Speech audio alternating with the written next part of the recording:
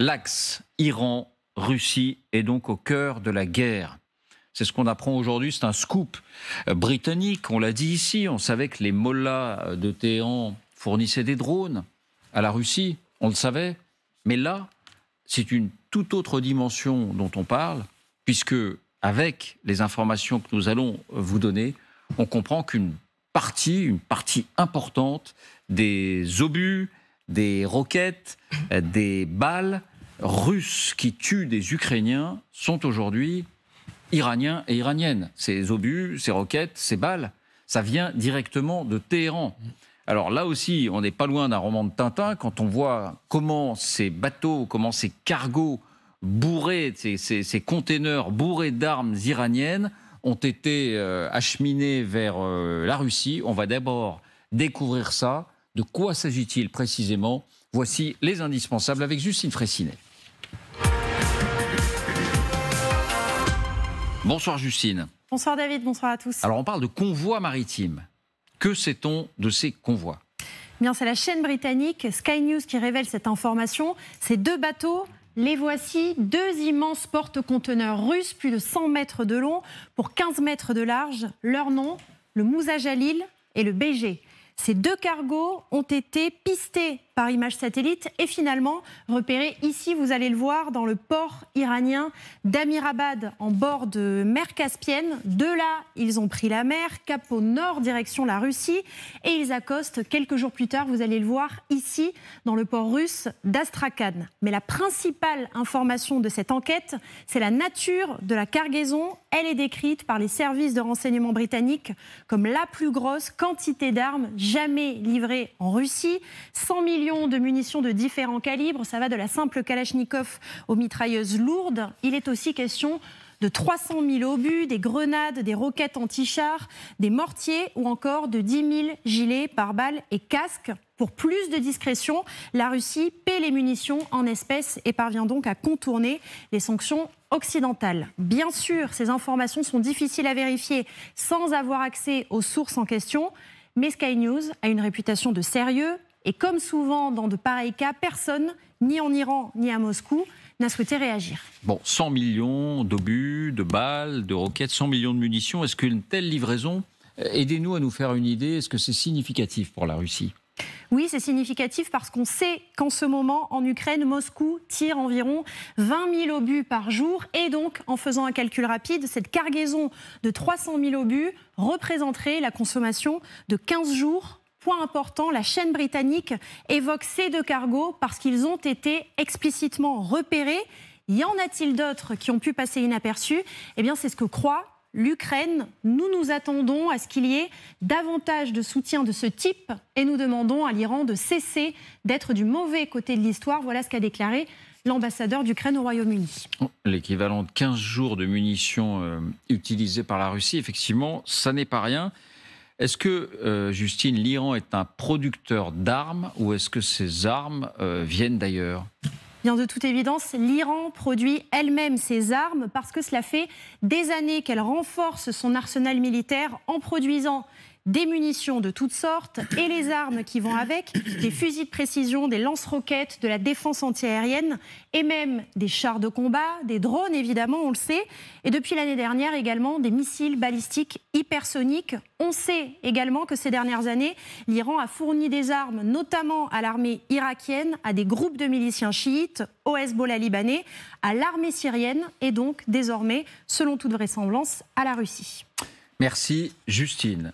Dominique, est-ce que ce mot de base arrière vous semble approprié en ce qui concerne les munitions désormais? Non, ça me semble tout à fait approprié. Alors l'Iran, c'est intéressant, il y avait un article dans les Échos aujourd'hui, interview d'un banquier russe qui est toujours en Russie et qui expliquait que tout le travail fonctionnait en fait avec l'Iran.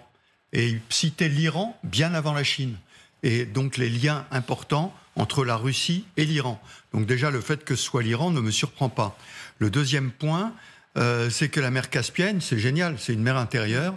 Et vous avez vu les pays qui sont autour. pour observer. Bravo les services britanniques qui ont réussi à observer ça, mais je pense qu'effectivement, il a repéré 2 bateaux. Il y en a probablement d'autres. Il y en a probablement d'autres. Oh, probablement. Enfin, c'est très facile. Là, vous voyez, c'est pas très long en plus comme transit. Non, mais c'est important parce que quand on dit 15 jours de munitions tirées par la Russie, s'il y a 4 bateaux au lieu de 2, on est à 1 mois, et ainsi de suite. Oui. Et le 3e point, qui me semble extrêmement intéressant, c'est qu'on ne vous parle pas de choses extrêmement sophistiquées, etc. On vous parle de stocks de munitions dont la Russie a besoin pour faire la guerre.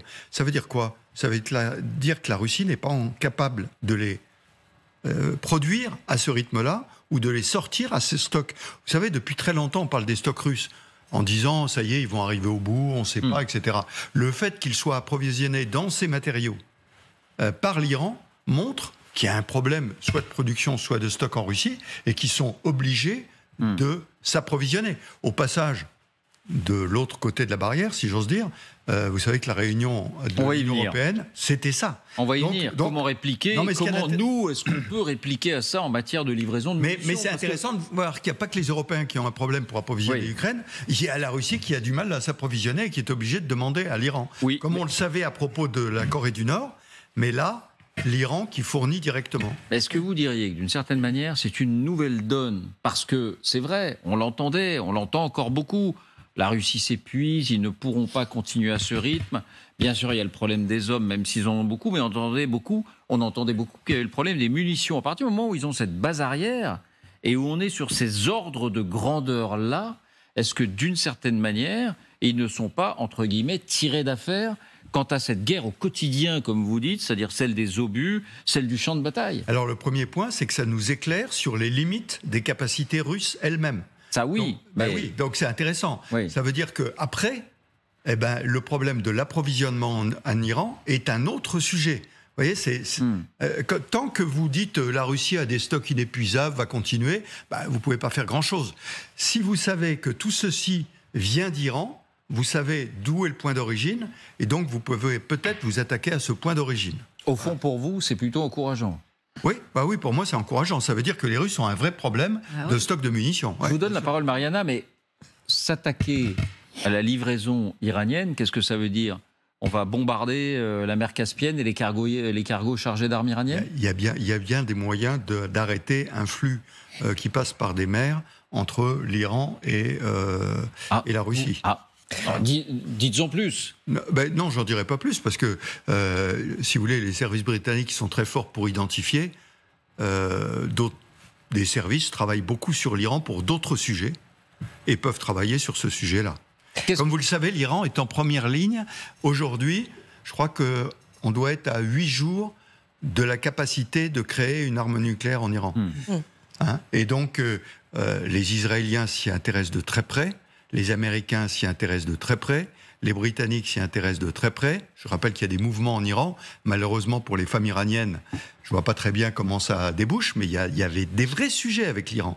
Donc, si vous voulez, l'appel de l'ambassadeur qui est touchant, de l'ambassadeur ukrainien en disant « ne soyez pas du mauvais côté de la barrière », il est évident que l'Iran est du mauvais côté de la barrière depuis longtemps et ne changera pas.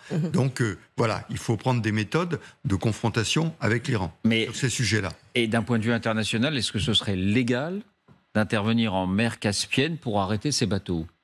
Non. Non, c'est évidemment non. Évidemment non. Mais l'égalité n'est pas toujours un problème. Voilà, exactement. Vous avez l'Azerbaïdjan qui est sur la frontière. Vous avez le Kazakhstan qui est de l'autre côté. Et il peut se passer beaucoup de choses. Comment? Et le Turkménistan. Et le Turkménistan, vous avez raison de le souligner. C'est pas si facile que ça, quand même, d'avoir accès à la mer Caspienne. Ça suppose quand même qu'il y ait un de ces 3 pays d'Asie centrale qui fasse un effort de coopération. Comme vous le savez, le Kazakhstan a beaucoup d'intérêt à travailler avec les Européens et pas avec la Russie. Et le ministre des Affaires étrangères Blinken était au Kazakhstan il y a 8 jours. Oui, mais Dominique, quand vous dites on peut faire quelque chose, vous pensez à une action clandestine ou une action avec une couverture, un malheureux accident, ce genre de choses? Bien sûr, à ce genre de choses. Visiblement, ça ne s'est pas produit. Non. Donc on considère à ce stade que ces livraisons d'armes, pourtant massives, ne sont pas encore un sujet capital sur l'avenir de cette guerre. Exactement. Oui, mais justement, c'est là où je veux en venir, mais en appuyant général, ce que vient de dire Général, et je vais rapprocher ces livraisons avec les livraisons par la Corée du Nord. La Corée du Nord a exactement livré les mêmes choses, c'est-à-dire que les obus de base, par exemple, pas des armes super technologiques, et c'est exactement, ça va dans le sens de ce que vient de dire Général, et c'est une nouvelle. Ça, par contre, c'est une nouvelle, parce que la Russie est héritière des stocks soviétiques et personne n'a jamais évalué les stocks soviétiques, personne n'a aucun chiffre sur les stocks soviétiques, sauf le fait que c'est à ne plus en finir. Sauf que là, on découvre que c'est tellement à finir qu'on a besoin de chercher partout. Et vraiment des obus. Ça, c'est la première chose. Mais la deuxième chose, ça, c'est intéressant. Et justement, on peut revenir à l'Iran. La Corée du Nord comme l'Iran, ce sont deux régimes dictatoriaux qui vivent avec l'idéologie de la peur existentielle et qui se préparent à une sorte de guerre existentielle contre le monde entier. Voilà pourquoi ils cherchent à acquérir l'arme atomique comme une garantie de survie. Mais normalement, les régimes qui vivent sous ce régime-là, ils ne doivent pas, même quand ils fabriquent des armes, ils ne doivent pas en vendre beaucoup parce que normalement, ils ont besoin de beaucoup pour pouvoir combattre la menace. Et pour l'Iran, par ailleurs, cette menace, elle peut être réelle. C'est pas qu'une menace. Où est-ce que ça vous amène ? Ça veut dire que, premièrement, la Russie est tellement désespérée qu'elle a fait des propositions qu'on ne peut pas refuser, que le régime iranien aux abois n'a pu qu'accepter pour se dévêtir un tout petit peu. Par exemple ? Je ne sais pas, beaucoup trop d'argent. Peut-être qu'ils l'ont vendu 10 fois le prix, par exemple, et en espèces, en dollars. On sait qu'il y a le contexte politique, économique, social extrêmement difficile en Iran. Et on sait que les prix, par exemple, dépendent du cours de la monnaie locale. Et pour ça, on a besoin d'un peu de dollars, par exemple, pour maintenir un tout petit peu les prix, pour ne pas aggraver la situation sociale. Et la deuxième chose, pourquoi peut-être, il peut expliquer pourquoi on n'a pas agi pour l'instant, mais peut-être qu'on pourra agir par la suite, c'est que justement les pays qui menacent l'Iran ont l'intérêt à ce que l'Iran, malheureusement, à ce que l'Iran se dévêtisse un peu. Oui, mais nous, ce qui nous effraie sur l'Iran, c'est la perspective de la bombe atomique iranienne. C'est ça qui nous effraie. C'est pas tellement les armes conventionnelles ordinaires, comme on dit, depuis tout à l'heure. C'est pour ça que ce jeu est dangereux. Et moi, je m'en souviens très bien, j'en parlais au mois de mars, au mois d'avril dernier, quand on parlait de risque d'escalade, à ce que ça se transforme en une guerre mondiale. Et je disais que le conflit, il devient déjà mondialisé. Il se passe des choses au Moyen-Orient. La Russie en avait donné la couleur en annonçant son retrait de la Syrie. C'est-à-dire, c'est une dynamique avec l'Iran. Quand la Russie se retire un tout petit peu, c'est l'Iran qui prend plus de place. Il y avait déjà ces dynamiques au Moyen-Orient et c'est extrêmement dangereux. Il ne faut pas jouer avec ça et c'est pour ça qu'il faut vraiment veiller à ce que cela stoppe et les livraisons d'armes. Je vous donne la parole, Jean-Yann, mais simplement une question encore, Dominique. C'est vrai que ça suscite énormément de curiosité. Qu'est-ce que la Russie donne en échange à l'Iran ? Marianne a dit, sans doute, beaucoup d'argent. Est-ce que ça suffit ? Est-ce qu'il y a autre chose ? Est-ce qu'il y a une coopération nucléaire, par exemple, puisque l'Iran cherche toujours à enrichir son uranium ? Bien sûr. Je rappelle que les accords qui étaient en passe d'être re-signés par l'administration américaine ont été bloqués par la Russie. Et donc, nous n'avons pas fait d'accord sur la limitation des recherches nucléaires iraniennes à cause de la Russie. C'est arrivé, ceci, il y a 1 an. Et donc, la relation Russie-Iran, effectivement, aussi bien en Syrie qu'ailleurs, mais aussi dans le domaine nucléaire, très certainement. Oui. Bon, Jean, vous vouliez intervenir. Oui, il ne faut pas oublier que l'Iran n'a jamais désarmé depuis la guerre contre l'Irak. Ça lui a servi de leçon. Et ça montre aussi qu'un pays qui est sous sanction depuis 30 ans arrive quand même à fabriquer de l'armement classique et voire un armement beaucoup plus sophistiqué qu'on s'y attendait avec les fameux drones suicides. Donc c'est une grande leçon pour nous tous, c'est-à-dire qu'ils trouvent d'autres moyens, voire des moyens locaux pour s'approvisionner. Là, c'est pour moi le premier élément. Deuxième élément, sur le fait d'une intervention occidentale en mer Caspienne. Caspienne. Ça ne pourra avoir lieu que le jour où les Israéliens et les Américains décideront de faire la peau du régime, enfin des tentatives iraniennes de se doter de l'arme nucléaire. Ça ira ensemble. Ce sera une opération sur l'ensemble du territoire. On bombardera des usines atomiques et on bombardera sans doute au passage un certain nombre de dépôts de munitions, mais pas avant. Et ça sera l'un irait forcément avec l'autre. Pour moi, ça ira forcément avec l'autre. Vous imaginez les Américains qui partiraient tout seuls de la Méditerranée, parce que ce serait de la Méditerranée, donc avec leur porte-avions, ils survoleraient donc la Syrie, puis l'Iran, et pour arriver, pour bombarder donc des dépôts de munitions, sans toucher. Non mais Jean, c'est pas ce que dit le général Trinquant. Il y a déjà eu un sabotage il y a un mois. Oui, il y a en plus, voilà. Il dit des opérations clandestines, camouflées. Oui, mais une opération clandestine, vous pouvez le faire sur un point d'approvisionnement, vous pouvez envoyer un avertissement, mais des opérations qui nécessiteraient, pour couper des approvisionnements comme ceux qu'on voit, des bateaux, vous imaginez, il faut bombarder partout, il faut que ce soit une opération générale. Donc ça, j'y crois pas trop. Ce qui est intéressant, je trouve, dans cette affaire, c'est que ça confirme bien l'existence, l'émergence d'un nouvel, je vais reprendre l'expression de George W. Bush, un nouvel axe du mal. La Russie, Téhéran, la Corée du Nord et la Chine, qui pour l'instant se tient un peu en retrait, mais quand même qui est là. Ce qui est intéressant dans ce nouvel axe du mal, c'est que c'est un axe du mal, vous savez, vous vous rappelez, pendant les années de l'URSS, c'était le monde libre contre le communisme. Monde libre un peu large, parce que ça incluait des dictatures sud-américaines qui étaient très peu libres, mais néanmoins on les mettait dedans. Aujourd'hui, ce sont en fait des régimes autoritaires qui se retrouvent côte à côte et qui sont juste autoritaires. Il n'y a pas d'idéologie commune, si ce n'est le rejet de la démocratie et le rejet des droits de l'homme. Et de l'ordre américain. Et de l'impérialisme américain. Mais l'impérialisme américain, ce qui est intéressant, c'est que ça joue... alors ça, c'est le deuxième aspect, c'est le Sud contre le Nord. Parce que tout le Sud ne nous suit pas. C'est-à-dire que c'est une guerre des régimes autoritaires de la planète contre les démocraties occidentales. Parce que le Sud, y compris des démocraties imparfaites, regarde plutôt avec des yeux de chimène Moscou. Pourquoi ? Pour deux raisons. L'impérialisme américain que vous avez cité, mais aussi parce que tous ces pays se souviennent que l'URSS, et la Russie est considérée comme étant l'héritière de l'URSS, a aidé tous les mouvements de libération nationale. Et donc, impérialisme américain, ancien colonisateur de l'autre côté, ces pays-là ne se sentent pas impliqués dans la guerre, dans le soutien à l'Ukraine. Et c'est un problème fondamental pour nous. Donc je trouve que cette affaire, tout comme la visite de Loukachenko, par exemple à Pékin, chez Xi Jinping, Loukachenko pourrait servir de faux-nez à Xi Jinping pour fournir des armes à la Russie, ça montre, c'est symbolique de l'émergence de ce nouvel ordre international. Et ce nouvel ordre international, je termine juste là-dessus, il est infiniment plus dangereux pour l'avenir de la planète que ne l'était l'affrontement du communisme contre le monde libre, entre guillemets. Pourquoi ? Parce qu'il n'est sous-tendu par aucune idéologie. Et donc là, c'est juste se maintenir au pouvoir à tout prix. Et quand on dit à tout prix, c'est vraiment à tout prix.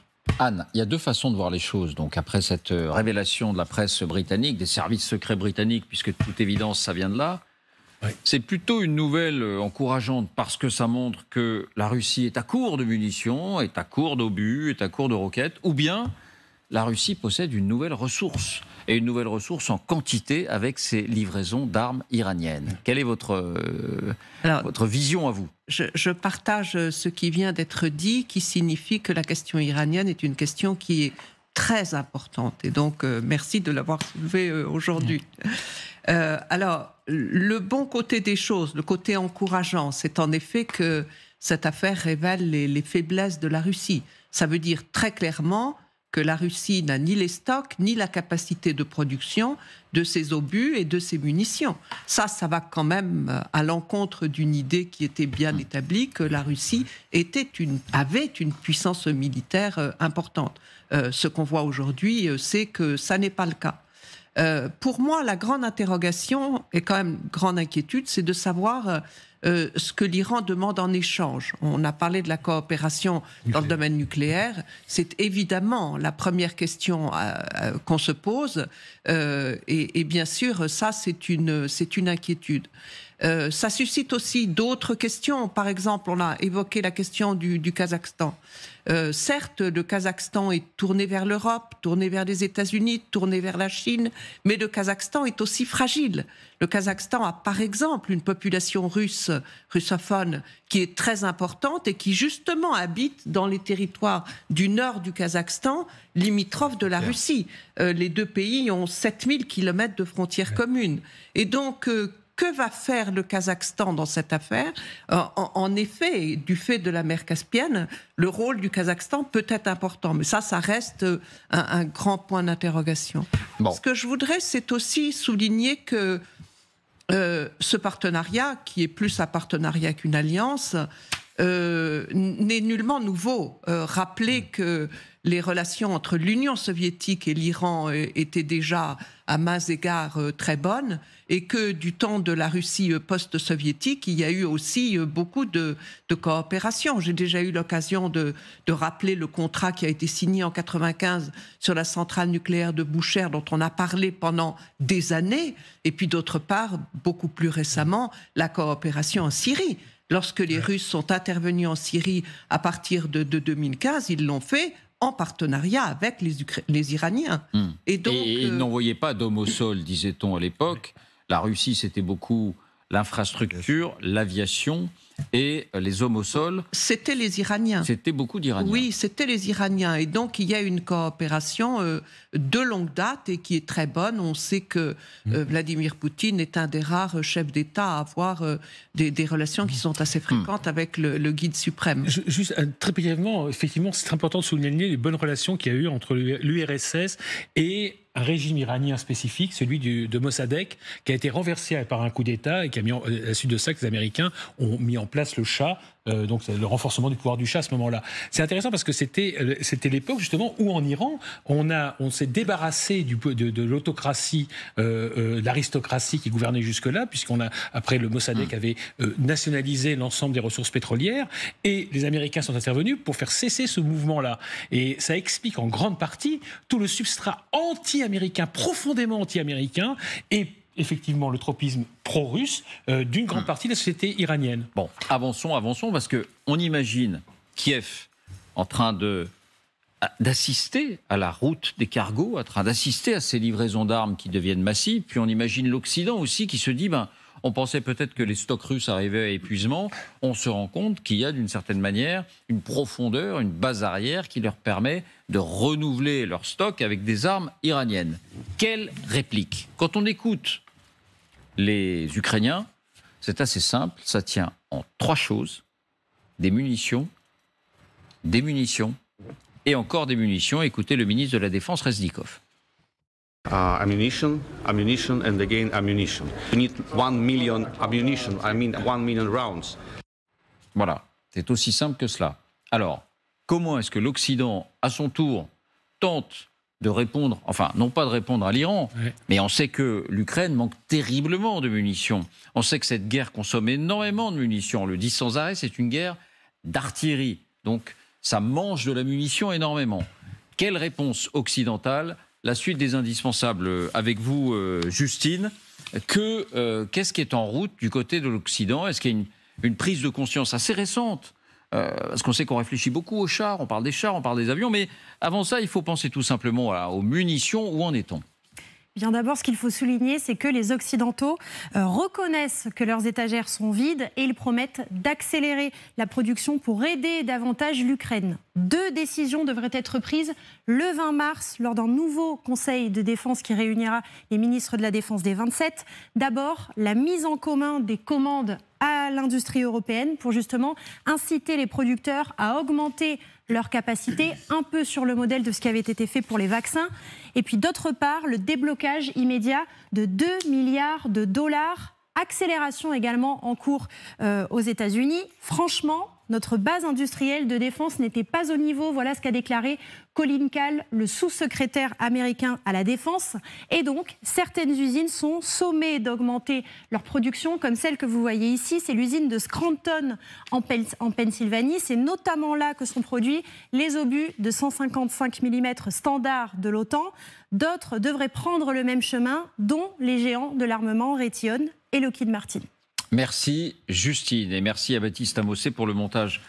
Reznikov, Général Trinquant, est-ce qu'on se trompe si on dit qu'avant même de penser aux avions, avant même de passer aux chars lourds, cette guerre, elle se joue maintenant avec les munitions.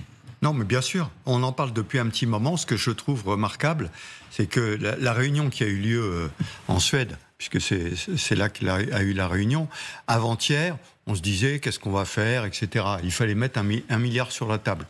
Et puis on sort de la réunion avec 2 milliards sur la table. Avec la facilité européenne de paix, dont je ne cesse de répéter qu'il y a 1 an et demi, il n'était pas question d'acheter de l'armement létal avec la facilité européenne de paix. Dixit les Suédois, dixit un certain nombre de pays européens très pacifistes qui ne voulaient pas en entendre parler. Et là, donc il y a 1 an et demi, enfin il y a 1 an, ça s'est transformé en 48 heures, pas de problème. Et là, la seule question, c'était combien on met sur la table. Je rappelle que la facilité européenne de paix initiale qui avait été prévue il y a 2 ans, c'était 5 milliards pour le monde. Là, on vous donne 2 milliards pour les munitions uniquement et pour l'Ukraine uniquement. Ça bouge. Ça bouge très vite. Alors, ça bouge très vite pour mettre des milliards sur la table. La fabrication des munitions, c'est un autre sujet. Mais ça bouge partout. On a parlé bien sûr des accords en France avec la réactivation d'usines qui ne fabriquaient plus assez de munitions en France et le rachat des usines pour fabriquer des munitions et l'accord avec l'Australie pour que les sous-ensembles soient fournis. Parce que je rappelle que les munitions, il faut les fabriquer, mais il faut avoir des sous-ensembles. De la poudre, des amorces, etc., etc. Donc c'est un système très long à monter. Mais tout ceci s'accélère. S'accélère, ça veut dire qu'on prévoit dans la durée. Là, l'achat des 2 milliards, ça ne va pas être seulement la fabrication, c'est l'achat partout. Où est-ce qu'on achète ? Et on achète en commun. Hors Union européenne, vous voulez dire. On achète ailleurs que dans l'Union européenne. Parce que, des téléspectateurs m'alertent, par exemple, sur le fait que, vous vous souvenez, on oublie tout va très vite. L'Allemagne avait dit, il faut un effort colossal de défense, on met 100 milliards sur la table. Oui. Et on m'alerte sur le fait que, on a parlé de 100 milliards, mais pour l'instant, les producteurs d'armes et de munitions n'ont pas eu de commande publique. Oui, alors, en Allemagne notamment. Bon, en Allemagne, les 100 milliards, je le disais dès le départ, je demandais à voir. C'est très facile de dire ça. La transformation de l'armée allemande, ça va demander un effort gigantesque et dans la durée. Mais les industries reçoivent en France, je parle de la France, reçoivent des commandes. En France, la commande publique, ça y est, c'est parti. Ça y est, c'est parti, exactement. Alors, c'est parti sur la base des budgets actuels. On est bien d'accord, 3 milliards de plus par rapport à l'année précédente. Pas la LPM qui va être discutée à l'été. La loi de programmation militaire. La loi de programmation qui n'est pas votée. Mais il y a une accélération fantastique. D'ailleurs, la réunion en Suède, le ministre de la Défense français, des armées, arrive en retard. Il n'est pas arrivé la veille, il arrive le jour même. Pourquoi ? Parce qu'il y avait des réunions sur la loi de programmation militaire avec les groupes de travail qui disent voilà ce que dit la philosophie, voilà ce que ça veut dire concrètement sur le terrain. Donc vous dites ça avance. Jean ? Oui, ça avance. Et puis nous aussi, on parle de l'Occident. C'est pas l'Occident, c'est l'Union européenne.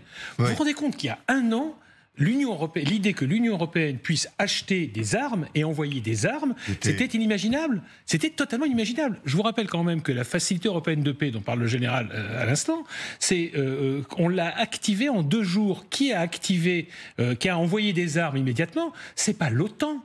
C'est l'Union européenne. Et pourquoi c'est pas l'OTAN ? Parce que l'OTAN n'avait pas envie de donner un signal d'escalade. Donc c'est l'Union européenne qui a décidé de fournir des armes, donc les États européens, financés par le budget de l'Union européenne, qui ont vidé leur stock au profit de l'Ukraine. Alors là, je crois que depuis le début de la guerre, on a, via cette facilité, décaissé entre 4 et 5 milliards d'euros. Là, c'est 2 milliards d'euros supplémentaires, et pas de dollars, comme on l'a dit tout à l'heure. C'est des euros. Nous comptons en euros encore en Europe.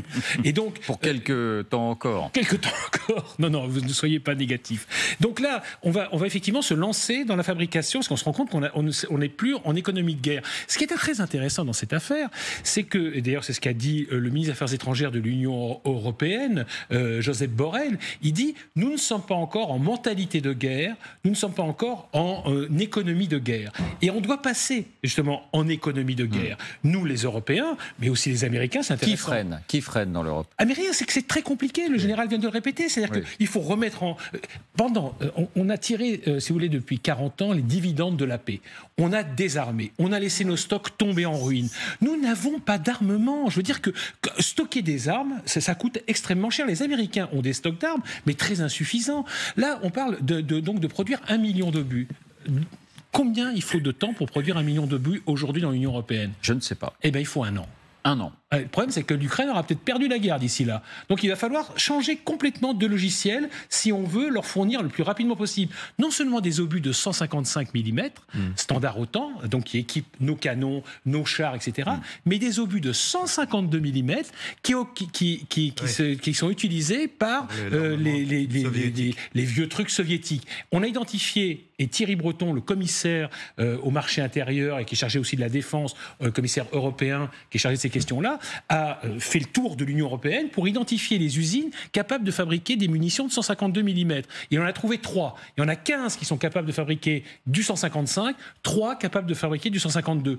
Et le problème, c'est que mettre en marche, par exemple, fabriquer des obus, je sais pas, moi disons, c'est 10 000 obus pour l'armée tchèque. Franchement, l'usine, c'est pas une commande qui est très intéressante. Tandis que là, s'il y a 27 États qui commandent et qui disent, voilà, on vous met un chèque d'1 milliard sur la table pour faire du 155 et 1 milliard pour faire du 152, je peux vous assurer que les usines vont se mettre au boulot, ils vont embaucher et on va produire.